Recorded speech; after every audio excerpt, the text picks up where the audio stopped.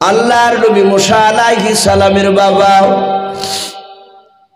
কয়েকটা বন্ধুর মধ্যে থেকে একটা সাগরাত বন্ধু ওই মক্কা নগরে গুহার পা দিয়ে যেতে যেতে উনি লক্ষ্য করে দেখলেন বারবার ওই জঙ্গলটার দিকে ঘুরে ঘুরে তাকাচ্ছেন। মুসা নবীকে ডাক দিয়ে বলেন, নবী গো, আমি অনেকক্ষণ ধরে মক্কা নগরে যখন আপনি যাচ্ছিলেন আমি ফলো করে দেখলাম আপনি সামনের দিকে পা ফেলছেন আর পেছন দিকে ঘুরে ঘুরে কেন আপনি জঙ্গলের দিকে তাকাচ্ছেন বলেন। মুসা নবী পয়গম্বর আলাইহিস সালাম ডাক দিয়ে বলেন, ভাই আমি জঙ্গলের দিকে ঘুরে ঘুরে কেন তাকাচ্ছি তুমি জানো না? বলে নাও। ওরে আমার ভাই শুনে নাও, এই জঙ্গলের ভিতরে একটা গুহা রয়েছে। এই গুহার ভিতরে সারা পৃথিবীর পয়গম্বর জনাবে মুহাম্মদ রাসূলুল্লাহ সাল্লাল্লাহু তাআলা আলাইহি ওয়াসাল্লাম যে নবীকে দুনিয়ার বুকে সৃষ্টি না করলে বাবা গোটা পৃথিবীর নিজামকে আল্লাহ বানাতেন না, আর সেই নবীকে সেই জামানায় নবীকে আল্লাহ পাঠাবেন। ওরে আমার বন্ধুরা, ওই নবীকে তার দেশের লোকেরা চিনতে পারবে না। ওরে বন্ধুরা শুনে নাও, ওই দেশের লোকের অত্যাচারে থাকতে না পেরে আল্লাহর হুকুমে আমার সে আখিরি জামানার পয়গম্বর জনাবে মুহাম্মদ রাসূলুল্লাহ সাল্লাল্লাহু তাআলা আলাইহি ওয়াসাল্লাম মক্কা থেকে পালিয়ে যেতে যেতে এই জঙ্গলে গুহার ভিতরে যেটা গুহা আছে সেই গুহার ভিতরে মুসা নবী তার বন্ধুকে নিয়ে এখানে আশ্রয় নেবে। মুসা নবী শুধুই কথাটা বললেন, সেই আখিরি জামানা নবী তার বন্ধুকে নিয়ে এখানে আশ্রয় এখানে থাকবে, এই জাহাতে থাকবে বলেছে। আর ওই ভিতরে ছিল সাপ। সাপটা বেরিয়ে এসে আল্লাহর কুদরাতে মুসা নবীর সাথে কথা বলছিল। বলুন আলহামদুলিল্লাহ। ডাকে দিয়ে বলে, এই মুসা নবী, এখানে আমি থাকি আর আমার ঘরে আবার কাকে নিচে ঢোকাচ্ছ? বলে, হে সাপ, সারা পৃথিবীর শ্রেষ্ঠ রসুল হবেন উনি। বলে তাই? বলে হ্যাঁ, উনি প্রতিটা নবী রসুলদের তিনি সর্দার হবেন। বলুন আলহামদুলিল্লাহ। আমার বিশ্ব নবীকে সাইয়্যিদুল মুরসালিন বলা হয়, রসুলদের সর্দার। আমরা এটাও শুনেছি, হয়তো আপনাদের ইমাম সাহেব প্রায় মসজিদে বাবজি এটা যে আরবিতে রজব মাস চলছে, কি চলছে না ভাই? আগামী শাবান মাসটা শেষ হয়ে গেলি রমজান মাস শুরু হবে। প্রায় মসজিদে বাবজি রজব মাসের মেয়েরাজের ঘটনা আলোচনা করে। আপনার আমার বিশ্বনবী মেয়েরাজে গিয়ে 7টা আসমান পার করে 7 আসমানের উপর একটা মসজিদ রয়েছে বাপ। ওই মসজিদটার নাম জানা আছে আপনাদের কারো? বাইতুল মামুর। কি বললাম? বাইতুল মামুর। একেবারে কাবা শরীফের বাবজি একদম ওপরে, 7টা আসমান পার করে ওপরে বাবজি সেই মসজিদটা আছে। ওই মসজিদে লক্ষ লক্ষ বাবজি কোটি কোটি ফেরেশতা, যত নবী রাসূল আল্লাহ পাঠিয়েছিল সব নবী রাসূল ওখানে কাতার বেঁধে দাঁড়িয়েছে, 2 রাকাত নামাজ পড়বে। প্রথমে ইমামতি কে করবেন? বললেন জিবরিল আলাইহিস সালাম করবে। জিবরিল বলেন, আমি এই জামাতের ইমামের আমি যোগ্য নয়। বলুন আলহামদুলিল্লাহ। বলে কে ইমামতি করবে? জিবরিল বলেন, এখানকার ইমামতি তাহলে সর্বপ্রথম নবী হিসাবে দুনিয়াতে আদমকে পাঠানো হয়েছিল, আদমকে পাঠানো, আদমই যাক। বললেন আমি এখানকার ইমামের যোগ্য নয়। বলে এত নবী রাসূল এবং ফেরেশতাদের ইমামতি কে করবে? সবাই আওয়াজ দিল, এখানকার ইমাম হবেন তিনি হচ্ছেন মুহাম্মদ রাসূলুল্লাহ সাল্লাল্লাহু আলাইহি ওয়াসাল্লাম। নবী ওখানে বাবজি ইমাম করেছিলেন, নামাজ পড়িয়েছিলেন।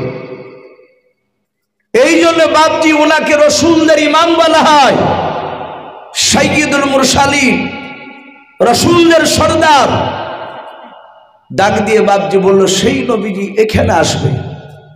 বাপজি আমার সোনা লালেরা মুসা নবীকে বলেছিলেন, হুজুর আপনি দোয়া করেন যেন আখিরি জামানার সেই নবীকে আমি সালাম না দিয়ে আল্লাহ যেন আমার মউতটা না নেয়। বলুন আলহামদুলিল্লাহ। আমি যেন ওই নবীকে সালাম দিতে পারি। মুসা নবী দোয়া করেছিলেন। কোন কোন মুফাসসির কেরাম লিখেছেন যে আল্লাহ তার দোয়াকে কবুল করেছেন। আবু বকর সিদ্দিক রাদিয়াল্লাহু তাআলা আনহু পা ভরে দিয়ে বাপজি বসে আছে, রাসূল শুয়ে আছে। হঠাৎ সবটা বাপজি আল্লাহর কুদরতে খবর পেয়েছে, ছুটছে। সে ছুটে আসার পর গর্তগুলো দেখছে সব বন্ধ। একটা গর্ততে কাপড় দেওয়া নেই, আঙুল ভরা আছে। সাপটা প্রথমে তার লেজ দিয়ে ধাক্কা মারছে, রাসূলকে সালাম দিবে। আবু বকর বুঝতে পেরেছে সাপ মনে হয় এসেছে। আমরা জানি শরীরে স্পর্শ নাক সবারই না করলেও লোকের মুখে শুনেছি সাপের শরীর মানুষের গায়ে ঠেকলে সাপের শরীর নাকি ঠান্ডা লাগে। মুসা নবী পয়গম্বর নাই, আবু বকর সিদ্দিক রাদিয়াল্লাহু তাআলা আনহু উনি আঙুলটা দিয়ে আরো জোরে চাপ দিচ্ছে যে সাপটা যেন প্রবেশ করতে না পারে। সাপ এক না দুই নয় বাবাও, 4-5 বার বাপজি ধাক্কা মারলো, যখন গেল না পাটা বাপজি টানলো না। ওই বুড়ো আঙুলের আগায় বাপজি ওই মাথাতে সাপটাই কামড় মেরে দিল। হযরতে আবু বকর বাপজি বিষে জর্জরিত অবস্থায়, উনি বুঝতে পারছেন বাইরে থেকে আমাকে সাপে কামড়ে দিয়েছে। কিন্তু আবু বকর চিন্তা করেছেন, মালিক সারা পৃথিবীর রহমতের নবী আমার ডান পায়ের উপর মাথা দিয়ে ঘুমিয়ে আছে। মুসা নবী পয়গম্বরের ঘটনাও আবু বকর সিদ্দিক রাদিয়াল্লাহু তাআলা আনহুর বাপজি মনে পড়ে গেল তার বন্ধুর কথাও। ওই যে মুসা নবী ঘুমিয়ে আছে, মাছটা তাজা হয়ে পানিতে চলে গেল। মুসা নবীর শায়গরা তখনও বাপজি ডাকেন নাই। হযরতে আবু বকর তিনি এই ঘটনা বাপজি শুনেছিলেন আমার বিশ্ব নবীর মুখ থেকে। বাবাও আল্লাহর নবী জনাবে মুহাম্মদ রাসূলুল্লাহ সাল্লাল্লাহু তাআলা আলাইহি ওয়াসাল্লামের বন্ধু আবু বকর উনি মনে মনে চিন্তা করেছেন, মাওলা তোমার নবী মুসা নবীর বন্ধু ইউসা বিন নুন যদি তার ঘুমটা যদি না ব্যাঘাত ঘটায়, আমি সেই নবীর বন্ধু আবু বকর আমিও বিশ্ব নবীর ঘুমের ব্যাঘাত ঘটাবো না। আবু বকর চিন্তা করলেন, মাওলা জীবন দিতে রাজি আছে কিন্তু বিশ্ব নবীর ঘুমের ব্যাঘাত ঘটাবো না। বলুন সুবহানাল্লাহ। আবু বকর বিষে জর্জরিত, তার ধৈর্য ধরে থাকতে পারেন না। আবু বকর দাঁড়িয়ে আছেন না বসে আছে, পাখানা বাম পাটা দিয়ে বাপজি চেপে ধরে আছে। আবু বকরের দুই চোখের কোনা দিয়ে বাপজি ঠোপে ঠোপে পানি গড়ে গিয়ে গাল বয়ে বাপজি থুতনি দিয়ে দাঁড়িয়ে আগা দিয়ে বাবা আমার বিশ্ব নবীজির বাপজি পবিত্র গালে গিয়ে 1 ফোঁটা বাপজি পানি পড়ে গেল।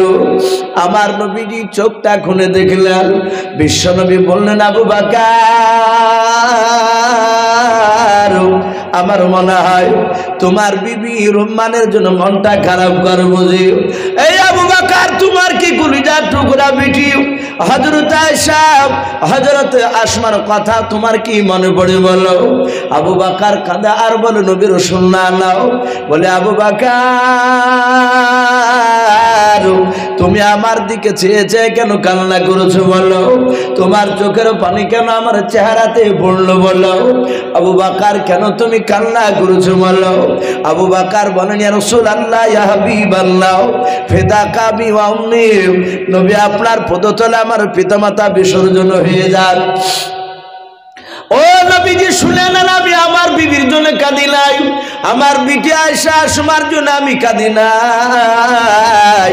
আল্লাহর নবী বলেন, আবু বকর কেন তুমি কাঁদো বলো।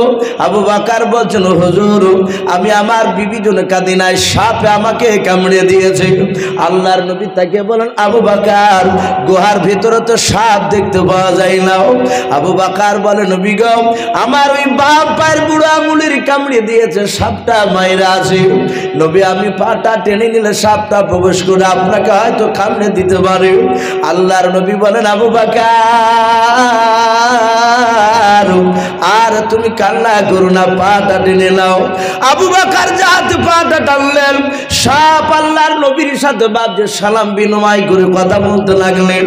আমার বিশ্ব নবীর পবিত্র লালা মুবারকখানা থুতুখানা বের করে আবু বকরের কামড়ানো জায়গায় এক ফোঁটা নবীর পবিত্র বাপজি থুতুখানা লাগিয়ে দিলেন। আল্লাহর মেহেরবানি, আল্লাহর কুদরতে আবু বকর বলেন, আমার বিশ্ব নবীর থুতুখানা ঠাকাতে যতটা বাপজি সময় লেগেছে, ভালো হতে অতটা সময় লাগে নাই। বলুন আলহামদুলিল্লাহ। যাতে নবী থুতু দিলেন, আমার সাথে হাতে ব্যথা আপনারও পানি হয়ে গেল। ও বাপজি ভাইয়ের, আমি বলছিলাম আবু বকর বাপজি জীবন দিতে রাজি ছিলেন। মুসা নবী বন্ধুর কথা দিকে লক্ষ্য করে বাবা, মুসা নবীর ইউশা বিন নূন উনি মনে মনে চিন্তা করলেন, না না মুসা নবী ঘুমিয়ে আছে, ঘুমটা ভাঙানো যাবে না। আপন মনে মুসা নবী যখন জাগ্রত হবে, আপন মনে যখন ঘুমটা ভাঙবে, তখন আমি আমার মুসা নবীকে মাছ তাজাহার সমস্ত ঘটনা আমি বলবো। আল্লাহর নবী মুসা পয়গম্বর আলাইহিস সালাম ঘুমিয়ে আছেন, ইউশা বিন নূন বাপজি বলবো বলবো করে তাকিয়েছিলেন, কিন্তু আল্লাহর কুদরত মুসা নবীর জাহাজ বাপজি ঘুমটা ভেঙে গেল। আর ওই সময় আমার আল্লাহ মুসা নবীর বন্ধু ইউশা বিন নূনের বাবা মাছ তাজা হওয়ার কথাটা ভুলিয়ে দিয়েছেন। বলুন আলহামদুলিল্লাহ। একেবারে সাথে হাতে ভুলে দিয়েছেন আল্লাহ। আল্লাহ সব কিছু করতে পারে। এই যে আপনারা আমরা বসে আছি, আল্লাহ এখনো যদি ব্রেন স্মরণ রাখার নাটটা যদি আল্লাহ এখনই ঢিল করে দেয়, তো মানুষ খোদা না খাস্তানা না করে এখন হয়তো পাগলা হয়ে যাবে। মানুষ ভালো পা, চায়ের দোকানে চা খেতে গিয়েছে, হেঁটে ভালো পায়, ওখানে পড়ে গিয়েছে, ওখান থেকে উঠে এসে আর পা পাততে পারছে না, প্যারালাইসিস হয়ে গেছে। এরকম আলোক হয় না? আল্লাহ ইচ্ছা করলে সেকেন্ড লাগবে না। মুসা নবীর ইউশা বিন নূন তার বন্ধুর মাছ স্মরণ করার কথাটা ভুলে দিয়েছে। কোরআন শরীফে এসেছে ঘটনাটা, উনি ভুলে গিয়েছে। মুসা আলাইহিস সালাম বলেন, ভাই আমরা এখনো সেই গন্তব্যস্থানে পৌঁছাতে পারিনি, যেখানে মাছটা আল্লাহ আমাকে বলেছেন যে তোমার বন্ধু আছে সেখানে, চলো আমাদের এখনো গন্তব্যস্থল পৌঁছাতে অনেক দেরি। উনি বলেন, হুজুর চলে। বলি চট করে বাপজি ব্যাগটাকে নিয়ে হাঁটতে শুরু করেছে, সোজা অনেক দূর চলে গিয়েছে। চলে যাওয়ার পরে আমি প্রথমেই বলেছি মুসা নবী খুব রাগের ছিলেন।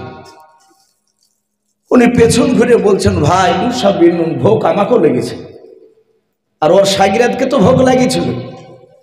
বলে ভাই এই অনেকটা এসেছি, শিক্ষকের কোনো সাক্ষাৎ পাওয়া যাচ্ছে না, মাছটা বাইর কর, দুজনাতে অধা দিকের ভাগ করে খাইলি, যা হবে আর সামনে যা দরকার নাই। ইউশা বিন নূন ব্যাগে হাতটা ভরে বলছেন, হুজুর মাফ করবে। মাপ মানে? হুজুর মাছ তো নাই। মুসা আলাইহিস সালাম বলেন, ভাই তাহলে আমি ঘুমিয়েছিলাম তখন কি খেয়ে নিয়েছো নাকি? বলে হুজুর আমি খাইনি। কিন্তু সেখানে একটা বিরাট আশ্চর্য ঘটনা ঘটে গিয়েছে। বলে কি ঘটনা? বলে নবী আপনাকে বলবো বলে আমি ভুলে গিয়েছিলাম, আপনি মাছটা খেতে না চাইলে আমার মনে হয় যে মনে হতো না। কি হয়েছিল? বলে হুজুর আপনি ঘুমিয়েছিলেন, আমি জেগেছিলাম, মাছটা দেখলাম তাজা হয়ে ব্যাগের ভিতর থেকে বেরিয়ে নদীতে পানিতে ঝাঁপ দিল। যেখানে ঝাঁপ দিল, ঝাঁপ দেওয়ার পরে সোজা চলে গেল। হুজুর যেদিক দিয়ে গেল দেখলাম সুড়ঙ্গ রাস্তা, পানি তো মিলল না। মুসা নবী বললেন, ভাই আমি বলেছিলাম না যে আমাকে স্মরণ করে দিল? হুজুর ভুলই তো গিয়েছিলেন, আমি ইচ্ছাকৃত বলিনি তা নয়, আমি ভুলে গিয়েছিলাম। মুসা নবী বললেন, আর সামনের দিকে যাওয়া যাবে না, পেছন দিকে চলো। ওই জায়গাতে আমার শিক্ষক আছে, জ্ঞানী গুণী মানুষ আছে। তাফসীরে লিখেছে মুসা নবীরা পায়ের নিশানা দেখে দেখে হাঁটতে লাগলেন, কারণ পাথর অনেকগুলো ছিল। এক রানিং হেঁটে যাওয়ার, যেখানে সুবাই ঘুমাতে যাবে, একটু আরাম করতে যাবে, ওখানকার পাহাড়টি একটু বেশি হবে, হবে না পায়ে ছাপ? একটু ঘোরাফেরা করেছে ওখানে। আসার পর দেখছে ওই জায়গাতে সুড়ঙ্গ, সেই পানিতে রাস্তা হয়ে আছে। কেতাবে লিখেছে মুসা আলাইহিস সালাম আসার পথে দেখলেন ওই জায়গাতে একটা নদীর কিনারায় একটা পাথরের উপর একটা মানুষ সাদা চাদর গায়ে দিয়ে বাবজি বসে আছে, সাদা পাঞ্জাবি, সাদা পাগড়ি, সে বসে আছে ওই জায়গায়। মুসা আলাইহিস সালাম এসে সালাম দিলেন, বলুন আলহামদুলিল্লাহ, আসসালামু আলাইকুম ওয়া রাহমাতুল্লাহি ওয়া বারাকাতুহু। যে ব্যক্তি চাদর মোড়া দিয়ে বসেছিলেন উনি সালামের উত্তর দিলেন। ওনার নাম কোরআন শরীফে লিখেছে হযরতে খিজির আলাইহিস সালাম। বলুন আলহামদুলিল্লাহ। শব্দটা খজির এসেছে, আমরা বাংলা থেকে কিতাব পড়তে গিয়ে দেখেছি খিজির বলেছে। তো হযরতে খিজির আলাইহিস সালাম নাম শুনেছেন আপনারা? এই নামটা, ওনাকে খিজির এই কারণে বলা হতো, উনি শুকনো বালির ওপরে, ঘাস নাই, শুধু সাদা বালি, ওই বালির ওপরে উনি বসে উঠলি যতবার বসতে ওই বালির ওপরে ততবারই ওই বসার জায়গা থেকে ঘাস বের হতো। বলুন আলহামদুলিল্লাহ। এটা একটা তার মর্যাদা ছিল, এই জন্য ওনাকে খজির বলা হতো। হযরতে মুসা আলাইহিস সালাম সালাম দিলেন, উনি সালামের উত্তর দিলেন। যে ব্যক্তি চাদর মোড়া দিয়েছিলেন ওনার নাম কি বললাম বা? হযরতে খিজির আলাইহিস সালাম। উনি বললেন, এই তোমার নাম কি? মুসা নবী বললেন, আমার নাম মুসা। আবার বললেন, তুমি বানি ইসরায়েলের মুসা? বলে, হুজুর হ্যাঁ আমি বানি ইসরায়েলের মুসা। বলে, ভাই তুমি আমার এখানে কি করতে এসেছো? খিজির বলছিল, ওই চাদর মোড়া লোকটা, তুমি তো বিখ্যাত নবী রাসূল। বলুন আলহামদুলিল্লাহ। উনি চিনতে পেরেছেন। বলে, মুসা ভাই তুমি তো বিখ্যাত নবী রাসূল, তুমি আমার এখানে কি মনে করি? বলো, ভাই মাফ করবা, আমি তোমার সাথে কিছুক্ষণ সময় কাটাতে চাই। ওই যে আল্লাহ বলিয়েছে জ্ঞানীগুণী মানুষ, মুসা নবী দেখবে যে কোন দিক দিয়ে জ্ঞানী ও আমাছি, আমি একটু আপনার সাথে সফর করব, থাকবো, আমি ঘুরবো। তাহলে এরা টোটাল কজন হলো ভাই? তিনজন হলো। মুসা নবী, মুসা নবীর ছাত্র শাগিরাত বন্ধু ইউসা বিন নূন, এরা দুজনাই যে খিজিরের কাছে গিয়ে দাঁড়িয়েছে। তাহলে এদের দুজনার শিক্ষক উনি আল্লাহর কথা অনুযায়ী। ইউসা বিন নূন বলেন, ভাই মুসা, আমি তোমার পা থেকে মাথা পর্যন্ত তাইকে আমি দেখতে পাচ্ছি, তুমি আমার সাথে বেশিক্ষণ সময় দিতে পারবে না, আর আমি যে সব কাজগুলো করবো, এই মুসা তুমি বরদাস্ত করতে পারবে না। বলুন আলহামদুলিল্লাহ। এটা আগেই বলছেন ইউসা বিন নূন। কে? মুসা নবীকে খিজির আলাইহিস সালাম। মুসা নবী দেখলেন ঘুরিয়ে যদি চলে যায় তাহলে তো আল্লাহর কথা পরীক্ষাই হবে না। আর আল্লাহ যখন বলিয়েছেন সত্য, দেখি জ্ঞানীগুণী কোন দিক দিয়ে। বলো, ভাই খিজির তুমি যা কাজ করবে আমার সামনে আমি সব মেনে নেব। বলো, ভাই যদি প্রতিবাদ করো? মুসা বললেন, ভাই প্রতিবাদ করলে আমাকে ওখান থেকে বাড়ি পাঠিয়ে দিও, আর নিয়ে যেও না। বলে, কথা পাকা? বলে, হ্যাঁ। মুসা নবীকে বলো, ভাই তাহলে আমরা টোটাল হলাম তিনজনাই। খিজির বলে, এই নদীর এই পারে আছে, ওরা নদী ধারিত কথা হচ্ছে। বলো, মুসা ভাই আমরা নদীর এই পার থেকে ওই পারে যাব, যাবা? মুসা নবী বলেন, যেখানে যাবেন সেখানে আমরা যেতে রাজি আছি। মুসা নবী বললেন, ভাই যাবেন কিসে, পার হবেন কিসে, যানবাহন নৌকা তো নেই। বলে, আল্লাহ ব্যবস্থা করে দিবেন। উনি বলছেন